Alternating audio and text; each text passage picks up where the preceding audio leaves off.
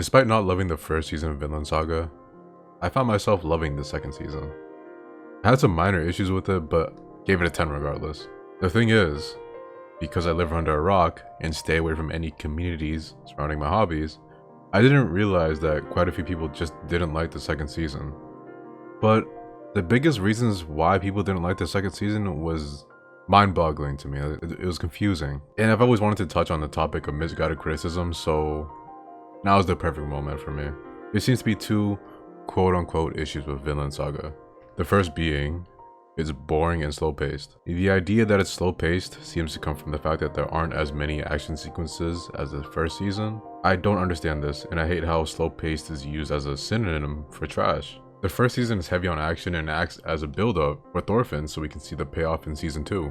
And it paid off, by the way. It was really fucking good. Thorfinn's journey starts with him seeking revenge against Askeladd, but Askeladd is killed by the end of the first season. So what do you expect to happen from there? The person that Thorfinn fought to kill is dead. Your expectation should be that Thorfinn won't be seeing many fights after this event. Just because the story lacks action sequences does not mean it's slow-paced. But again, even if it was slow-paced, that's not necessarily a bad thing. If you want a generic action anime, there are plenty. Vinland Saga doesn't have to be one of them. It never locked itself into being a generic historical action anime, and I'm glad they took it in this direction. Not every anime needs to be filled with trash, surface level characters, corny writing, and a story with no end in sight. Shit like that gets a pass because apparently all we need is flashy animation and boring choreography. I don't need or want another Demon Slayer, My Hero, or Naruto. Listen, I've had enough fast food back when I was younger, but now instead of eating McDonald's or Burger King, I wait and spoil myself at a nice restaurant at the end of each month. It's not a perfect analogy, but hopefully my point gets across. And I wanted to make it clear, there's a time and a place for McDonald's or whatever fast food restaurant you want to go to. I'm not saying don't get McDonald's. I'm just saying I like to make sure that I'm eating good, you feel me?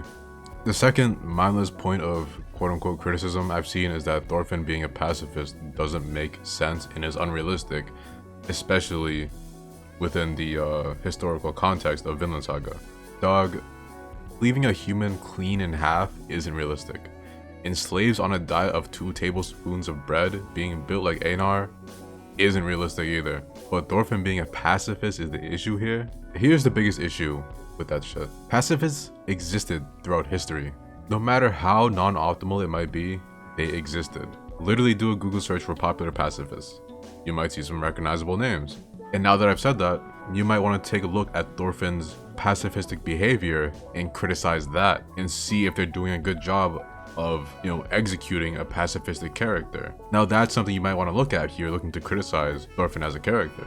I look at it like this. Thorfinn went from one end of the extreme to another. The potential for more growth from here is honestly insane, and having his character move in this way was interesting. Admittedly, you need to be careful with how he moves from here because it could end up being trash or potentially one of the greatest anime characters ever, and you could write that on my fucking grave. Also, if pacifists bother you so much, well, Thor's was there from the first season.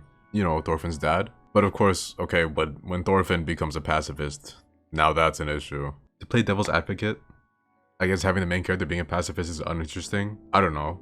I find it fun to watch him try to resolve conflicts peacefully in a world where people have zero issues killing each other. And to really drive home my point, I'm gonna get off the topic of Vinland Saga for a bit. I was reading a review for one of my favorite anime series ever, Girls and Panzer. It's an over-the-top action anime about cute girls fighting in tanks. And this is one of the top reviews on it. The reviewer starts off by saying they find realism enjoyable.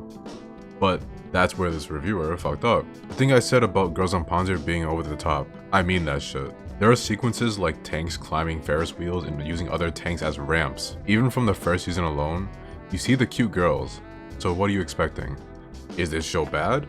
Or were your expectations at fault here? Because yes, sometimes the reviewer is wrong. To criticize a product for what it sets out to be is my biggest issue with reviews and discussion. I would say currently, but I feel like it's always been an issue. And that's just why I watch whatever.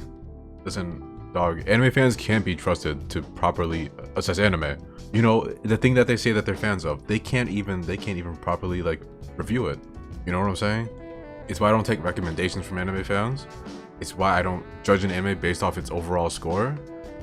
And I want to say, this entire video has been about any sort of like review, discussion, conversation, or criticism that might dissuade people from experiencing something. If you're talking amongst your group of friends and just shooting the shit about whatever, go ahead and mindlessly talk about it. There's nothing wrong with that. My issue is when you're going to a website specifically, in this case my anime list, to write a review on a show just to say you don't like it, while also disregarding everything the show is trying to be.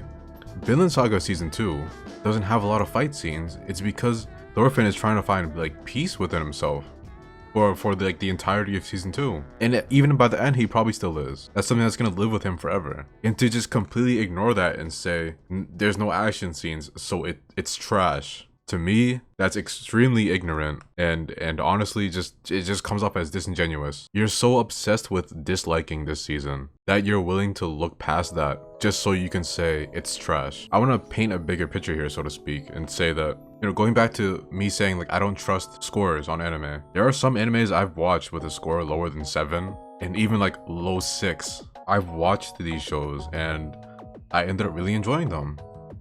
Some examples that I can think of off the top of my head are The Rolling Girls, This Healer is Annoying, Konohana Kitan, and Tsurune. Now in the case of Tsurune, its score isn't terrible at all. It's not even bad. It's not even close to a 6. But it was extremely unpopular. That's another number that people really like looking at. Oh, it's not popular, so I'm not gonna watch it. However, the point I'm trying to make here is that if I looked at like the popularity number or the rating, and I was the type of person that judged solely off of that, or even took it into consideration at all, there's a good chance I would have missed on these shows that I love. The Rolling Girls is a show that I rewatch quite a bit. It has huge flaws, but I find the characters fun to watch, and because of that, it's one of my most rewatched shows, although it's not my favorite. It's not even in my top 10, but I love rewatching it because it's just it's fun, the characters are really entertaining, and it's just a good time. This Healer is Annoying was honestly one of the funniest things I've watched recently.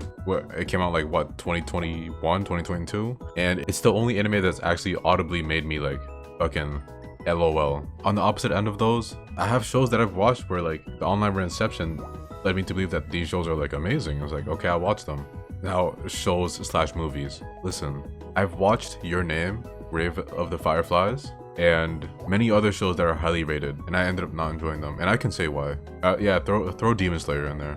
I could not stand Demon Slayer, but that's why I don't trust anime scores or reviews even, or like popularity number. Who cares if an anime is popular?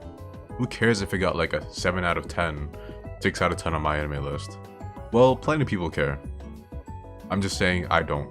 It's led me down this kind of like path of watching anime where I've discovered shows that are horribly underrated or simply just obscure gems, and I feel like more people should try doing that, because it's a nice feeling when you watch a show that is rated so low and you're like, wow, that was really good, and you can say why you liked it.